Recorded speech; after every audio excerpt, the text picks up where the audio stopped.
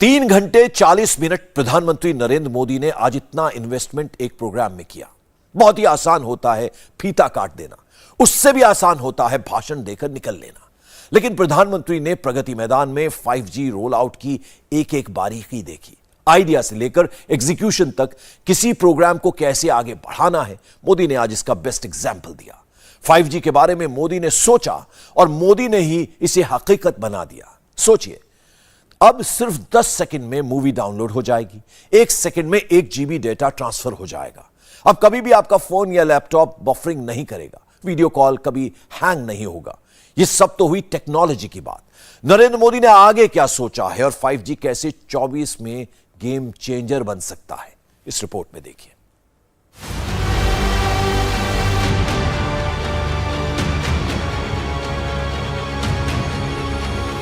प्रधानमंत्री नमो नीति वाली नई टेक्नोलॉजी लेकर आए हैं। ये फुली डेमोक्रेटिक है। मोदी की नई टेक्नोलॉजी में शहर का डाटा, गांव का आटा, गरीब का खाता, करप्शन को चाटा और सरकार का जीरो घाटा है। आप सोचते होंगे कि देश के प्रधानमंत्री 3 घंटे 40 मिनट तक दिल्ली के प्रगति मैदान में क्यों रहे। प्रधानमंत्री ने किसी एक प्रोग्राम को इतना वक्त दिया तो क्यों दिया। नरेंद्र मोदी रात के 2 बजे गुजरात और राजस्थान के दौरे से दिल्ली लौटे थे और प्रगति मैदान में सुबह 9 बजे से प्रोग्राम शुरू हो गया।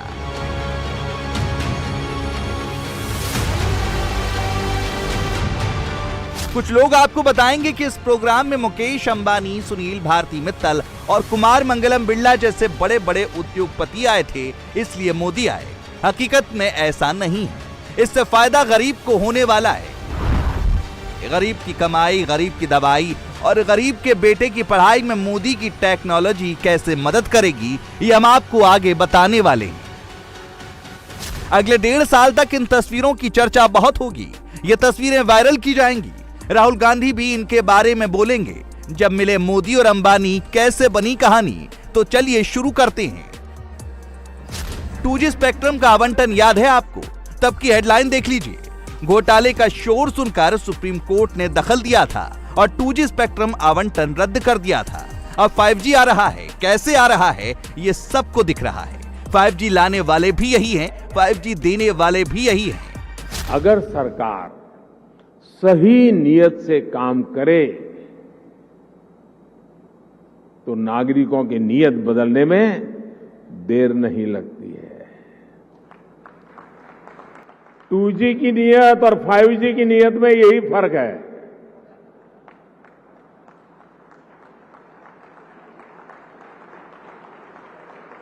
देर आए दुरुस्त आए। डॉक्टर मनमोहन सिंह की यूपीए 2 सरकार ने 2G स्पेक्ट्रम की नीलामी करने के बजाय पहले आओ पहले पाओ की पॉलिसी बनाकर 2G लाइसेंस की रेवड़ियां बांट दी थी। मोदी सरकार ने 5G का ऑक्शन कराकर बड़े बड़े और स्थापित प्लेयर्स को लाइसेंस दिया। 1,50,000 करोड़ का तुरंत भुगतान सरकार को मिला। 2040 तक 36 ट्रिलियन रुपए या 36,000 अरब का फायदा होगा। डॉलर में बताएं तो 455 अरब डॉलर का मुनाफा होगा। दिसंबर 2023 तक देश की 80% आबादी 5G नेटवर्क से कनेक्टेड होगी। मुकेश अंबानी ने तो 2047 तक भारत की इकोनॉमी 40 ट्रिलियन डॉलर तक पहुंच जाने की भविष्यवाणी कर दी है। कुछ लोग आपको बताएंगे कि 5G तो दरअसल अंबानी की जियो और सुनील मित्तल की एयरटेल का मुनाफा बढ़ाने के लिए है। असल में यह मोदी केयर और वेलफेयर की स्पीड बढ़ाने के लिए है। 24 के चुनाव में उतरने से पहले मोदी मैदान तैयार कर रहे हैं। प्रधानमंत्री सरकार की स्पीड बढ़ा रहे हैं। 5G लाकर मोदी ने स्पीडोमीटर ऑन करके एक्सीलरेटर पर पैर रख दिया है। याद कीजिए, 2G के समय फाइनेंस मिनिस्टर रहे पी चिदंबरम की सोच। Go to your village fair, buy potatoes and tomatoes and pay 7 rupees 50 paisa by a credit card. What will the poor lady do? Does she have a POS machine there? Is it connected to a electricity source? Is there Wi-Fi there? Is the internet working there? Do you know that every village has got a village fair? अब देखिए प्रधानमंत्री की सोच। उसके कुछ मुट्ठी भर लोग सदन के कुछ भाषण देख लेना, कैसे कैसे भाषण हमारे नेता लोग करते हैं। वे मजाक उड़ाते थे। उनको लगता था कि गरीब लोगों में क्षमता ही नहीं है, ये डिजिटल समझ ही नहीं सकते, संदेह करते थे। उन्हें शक था कि गरीब लोग डिजिटल का मतलब भी नहीं समझ पाएंगे। लेकिन मुझे देश के सामान्य मानवी की समझ पर, उसके विवेक पर, उसके जिज्ञासु मन पर हमेशा भरोसा रहा है।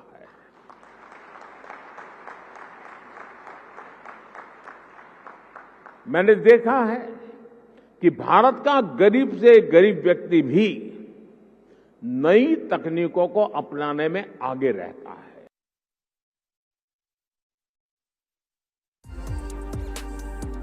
पेटीएम, गूगल पे, फोन पे, यूपीआई, भीम ऐप, हिंदुस्तान में डिजिटल पेमेंट का कल्चर मोदी की देन है।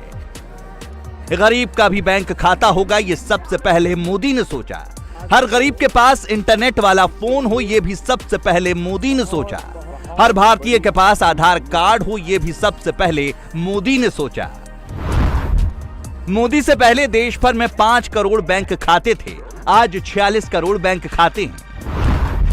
2014 में 6 करोड़ 53 लाख इंटरनेट यूजर थे, आज पूरे देश में 80 करोड़ 74 लाख इंटरनेट यूजर हैं। 2014 में 50 करोड़ से बढ़कर 2022 में आज 131 करोड़ आधार कार्ड होल्डर हैं। जनधन, आधार और मोबाइल को मिलाकर मोदी ने जैम बनाया, जो करप्शन के खिलाफ मोदी का सबसे बड़ा हथियार बना। यूपीआई ने डिजिटल पेमेंट में इंडिया को नंबर 1 बना दिया है। प्रधानमंत्री एक क्लिक से किसानों के खाते में पैसे भेज देते हैं। मोदी ने 10 सेकंड कहा तो 10 सेकंड के अंदर ही पैसा पहुंचता है। ये टेक्नोलॉजी से पॉसिबल हुआ है। कोरोना काल में मोबाइल इंटरनेट के जरिए ही गरीबों की मदद हो पाई। मोबाइल इंटरनेट से वैक्सीनेशन का डेटा मेंटेन हो पाया। देश के इलीट क्लास के कुछ लोगों को ही हमारे गरीब भाई बहनों पर यकीन नहीं था। कोरोना वैश्विक महामारी के इस दौर में दुनिया के बड़े बड़े विकसित देश जब अपने नागरिकों की मदद करने में संघर्ष कर रहे थे,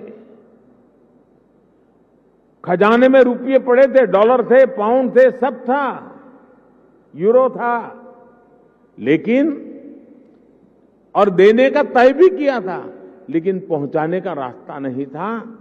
भारत एक क्लिक पर हजारों करोड़ रुपए मेरे देश के नागरिकों के खाते में ट्रांसफर कर रहा है। ये डिजिटल इंडिया की ही ताकत थी कि जब दुनिया थमी हुई थी तो भी हमारे बच्चे ऑनलाइन क्लासेस ले रहे थे। आज हमारे छोटे व्यापारी हो, छोटे उद्यमी हो, लोकल कलाकार हो, कारीगर हो, डिजिटल इंडिया ने सबको मंच दिया है, बाजार दिया है। आज आप किसी लोकल मार्केट में, आप सब्जी मंडी में जाकर देखिए, रेहड़ी पटरी वाला छोटा दुकानदार भी आपसे कहेगा कैश नहीं है, यूपीआई कर दीजिए।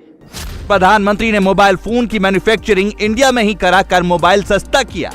आज आईफोन 14 सीरीज का भी प्रोडक्शन इंडिया में हो रहा है।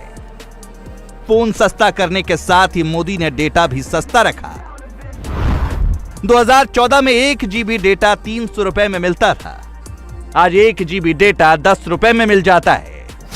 हमारी सरकार के इतने सारे प्रयासों से भारत में डेटा कीमत बहुत कम बनी हुई है। ये बात अलग है, 4000 रुपया बचना कोई छोटी बात नहीं है हर महीना, लेकिन जब मैं बता रहा हूं तब आपको ध्यान में आया, क्योंकि हमने इसका हो हल्ला नहीं किया, विज्ञापन नहीं दिए, झूठे झूठे बड़े गपगोले नहीं चलाए। हमने फोकस किया कि देश के लोगों की सहूलियत बढ़े, ईज ऑफ लिविंग बढ़े। मोदी ने जो कहा उसे दूसरे देशों से कंपेयर करके देखते हैं। अमेरिका में 1 GB डेटा 655 रुपए का पड़ता है। स्विट्जरलैंड में 1 GB डेटा 640 रुपए में मिलता है। जर्मनी में 1 GB डेटा 324 रुपए में आता है। जापान में इसके लिए 315 रुपए देने पड़ते हैं। यूएई में 1 GB डेटा के लिए 280 रुपए लगते हैं। सिंगापुर में 1 GB डेटा के लिए 195 रुपए खर्च करने पड़ते हैं। भारत में सिर्फ 10 रुपए में 1 GB डेटा मिलता है। फोन की मैन्युफैक्चरिंग भी इंडिया का, प्रोडक्शन भी इंडिया का, नेटवर्क भी इंडिया का और कंज्यूमर भी इंडिया का, यानी फायदा ही फायदा। मैं आज ये कन्फेस करता हूं कि मेरा ये मानना था कि मेरी जिंदगी में इस देश में मैन्युफैक्चरिंग नहीं बन पाएगी, खास तौर पे इलेक्ट्रॉनिक्स में। 500-600 बिलियन डॉलर की हम इंपोर्ट करते हैं, मेरे को उम्मीद नहीं थी। उससे थोड़ी उम्मीद आई, पर आज तो ये रियलिटी बन गई है कि ये देश मैन्युफैक्चरिंग का देश बनने जा रहा है। जो पहले किसी ने सोचा भी नहीं, वो मोदी ने सबसे पहले कब सोचा, ये किस्सा भी प्रधानमंत्री ने सुनाया।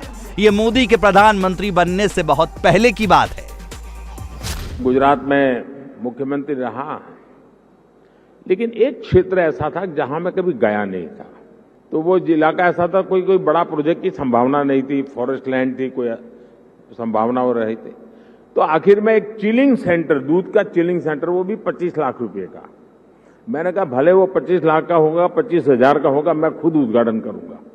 अच्छा, वहां में एक पब्लिक मीटिंग करने के लिए भी जगह नहीं थी, तो वहां से 4 किलोमीटर दूर एक स्कूल का छोटा सा मैदान था, वहां पब्लिक मीटिंग ऑर्गेनाइज की। लेकिन जब वो चिलिंग सेंटर पे गया मैं, तो आदिवासी माताएं बहनें दूध भरने के लिए कतार में खड़ी थी। तो दूध का अपना बर्तन नीचे रख करके जब हम लोग गए और उसकी उद्घाटन की विधि कर रहे थे, तो मोबाइल से फोटो ले रही थी। मैं हैरान था, इतने दूर दरार के क्षेत्र में मोबाइल से फोटो ले रही है। तो मैं उनके पास गया, मैंने कहा फोटो लेके क्या करोगी? तो बोली डाउनलोड करेंगे। ये शब्द सुनकर के मैं सचमुच में सरप्राइज हुआ था मुझे कि ये ताकत है हमारे देश के गांव में। आदिवासी क्षेत्र की गरीब माताएं बहनें जो दूध भरने आई थी, वो मोबाइल फोन से अपनी फोटो ले रही थी और उनको ये मालूम था कि इसमें तो नहीं, आप डाउनलोड करवा देंगे। 5G का इनॉग्रेशन, वो भी संस्कृत में, ये काम मोदी ही कर सकते हैं। हर चीज पर मोदी की छाप साफ साफ दिखती है। टेक्नोलॉजी का इस्तेमाल मोदी ने हमेशा यूनिक तरीके से किया है। 5G टेक्निक 2022 में आ रही है। मोदी ने 2014 में ही 3D टेक्निक से रैलियां शुरू कर दी थी। 2024 में जब पूरे देश में 5G नेटवर्क होगा, तब के लिए भी मोदी ने बड़ा सोच रखा है। जैसे सरकार ने घर घर बिजली पहुंचाने की मुहिम शुरू की, जैसे हर घर जल अभियान के जरिए हर किसी तक साफ पानी पहुंचाने के मिशन पर काम किया, जैसे उज्ज्वला योजना के जरिए गरीब से गरीब आदमी के घर में भी गैस सिलेंडर पहुंचाया, जैसे हमने करोड़ों की तादाद में लोग बैंक अकाउंट से वंचित थे, करोड़ों लोग जो बैंक से नहीं जुड़े थे, आजादी के इतने साल के बाद जनधन अकाउंट के द्वारा हिंदुस्तान के नागरिकों को बैंक के साथ जोड़ दिया। वैसे ही हमारी सरकार इंटरनेट फॉर ऑल के लक्ष्य पर काम कर रही है। ड्राइविंग सीट पर मोदी को इस तरह आपने शायद ही पहले कभी देखा होगा। मोदी दिल्ली में स्टीयरिंग घुमा रहे हैं और कार स्वीडन में चल रही है। अब सोच कर देखिए, युद्ध क्षेत्र में या आतंकियों के ठिकाने तक पहुंचने के लिए ये टेक्निक कितनी कारगर हो सकती है। मोदी ने जिस स्टीयरिंग सीट से कार को वर्चुअली चलाया, उसे इंडिया टीवी रिपोर्टर पवन नारा ने भी देखा। 5G कैसे कमाल कर सकती है, उसका जीता जागता उदाहरण ये है। मैं इस वक्त दिल्ली में हूँ और जो आप ये सामने कैमरे में या स्क्रीन पर गाड़ी देख पा रहे हैं, ये गाड़ी स्वीडन में है, लेकिन मैं इसे यहाँ से चला सकता हूँ और ये संभव है सिर्फ और सिर्फ 5G के जरिए। जैसे ही मैं यहाँ रेस दूंगा तो ये गाड़ी यहाँ से चलने लगेगी। सामने अगर आप देखेंगे तो स्टीयरिंग भी मेरे हिसाब से चल रहा है और जैसे ही मैं रेस देने लगता हूँ ये गाड़ी चलती है और मेरे डिमांड पर चल रही है। क्योंकि स्पीड गाड़ी की ज़्यादा है इसलिए कंट्रोल करनी पड़ रही है। तो जैसे ही मैं इसको टर्न कर रहा हूँ, ये एक टेस्ट ट्रैक पर चलती हुई आपको दिखाई दे रही है। ये सब इसलिए संभव हो पा रहा है कि ये गाड़ी 5G तौर पर कनेक्टेड है और मैं इसको यहाँ दिल्ली से बैठकर चला रहा हूँ और ये टेस्ट लैब एरिक्सन की स्वीडन में है। तो स्वीडन में चलती हुई गाड़ी को मैं यहाँ से चला पा रहा हूँ। और अगर आप रिस्पॉन्स समझना चाहें तो कैमरामैन जरा इधर आए, मैं सिर्फ स्टीयरिंग घुमाऊंगा। देखिए मैंने स्टीयरिंग घुमाया, गाड़ी का स्टीयरिंग घूम रहा है। ये देखिए, ये रिस्पॉन्स टाइम दिखाने के लिए काफ़ी है।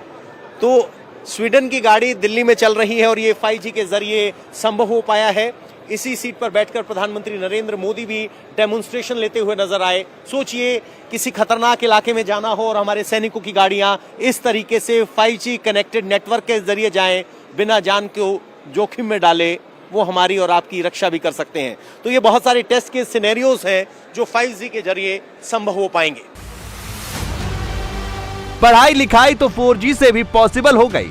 5G टेक्निक दवाई भी कराएगी। जब जान संकट में हो तो जान भी बचाएगी। दिल्ली या मुंबई में बैठा डॉक्टर छत्तीसगढ़ या झारखंड के किसी मरीज का इलाज कर सकता है।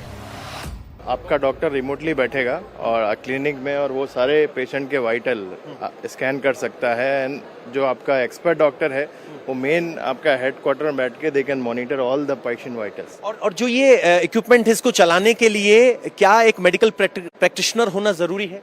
ये कोई भी आपका आशा वर्कर या इस टाइप के जो भी आपके कर्मचारी हैं वो इसको ऑपरेट कर सकते हैं। जो थेटोस्कोप है इस तरह का तो आपने सुना होगा, लेकिन ये डिजिटाइज्ड है, क्योंकि अगर आप किसी की हार्ट बीट लेंगे तो वो डिजिटल तरीके से डेटा के तौर पर डॉक्टर को दिखाई देगी। यस, इसमें ईसीजी भी है। रियल टाइम में आपका हार्ट का ECG can be monitor and it can be sync. So both the options, real time में ईसीजी भी हो सकता है। एंड ये 5G से सीधा डॉक्टर के पास सारी इन्फॉर्मेशन पेशेंट की चली जाएगी। उसका हेल्थ स्टेटस क्या है, everything will be there in the one dashboard. और ये 5G एम्बुलेंस का कॉन्सेप्ट क्या है? 5G एम्बुलेंस लाइक आपका जो गोल्डन आवर होता है, जहाँ पे पेशेंट को एक जगह से दूसरी जगह पहुँचाने के लिए you need lots of time.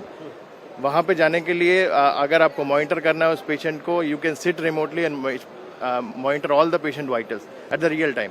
तो जो एक्सीडेंट के बाद 1 घंटे का गोल्डन आवर माना जाता है, उस दौरान के लिए ये एम्बुलेंस काम आ सकती है, क्योंकि ये कनेक्टेड एम्बुलेंस है जिसमें पेशेंट का सारा डेटा अस्पताल में बैठे हुए डॉक्टर के पास रियल टाइम पहुंचेगा, जिसके बाद नतीजा ये होगा कि जब पेशेंट ऑन द मूव है, रास्ते में है, अस्पताल पहुंच रहा है, तभी डॉक्टर प्रिस्क्राइब कर पाएगा डेटा के आधार पर कि गोल्डन आवर में कौन सी मेडिसिन प्रिस्क्राइब करनी है, एडमिनिस्टर करनी है। और ये 5G का दौर होगा जिसमें कनेक्टेड चीजें, ambulance connected, devices connected, data generated, और वो डेटा हाई स्पीड से प्रोफेशनल डॉक्टर के पास जो एक बड़े सेंटर में मौजूद है पहुंचेगा। और यही 5G का कॉन्सेप्ट है। यानी 5G सिर्फ ऑडियो और वीडियो तक सीमित नहीं, बल्कि उस बड़े डेटा के लिए है जिसमें इंटरनेट ऑफ थिंग्स यानी मशीन से बात करेंगी और बड़ी मात्रा में डेटा एक जगह से दूसरी जगह बहुत आसानी से और तेजी से ट्रांसफर किया जा सकेगा।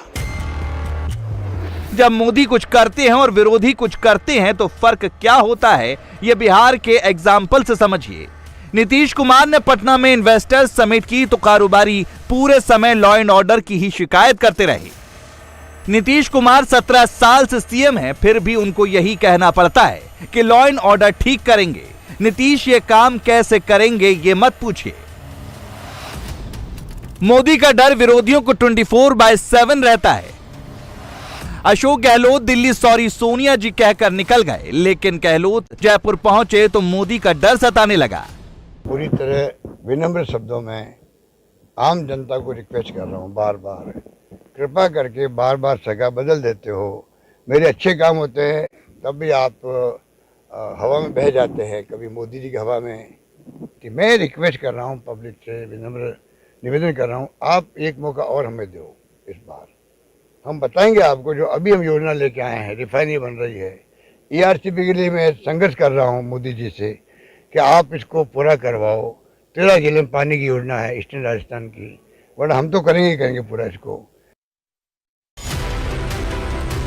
गहलोत 18 में सीएम बने थे, 19 में मोदी लहर चली तो राजस्थान की 25 में से 25 सीटों पर मोदी का कैंडिडेट जीत गया। पिछले 4 साल से गहलोत ने अपनी पूरी एनर्जी सचिन पायलट से लड़ने में लगा रखी है। अब मोदी का चैलेंज आ रहा है तो गहलोत को पसीने आ रहे हैं।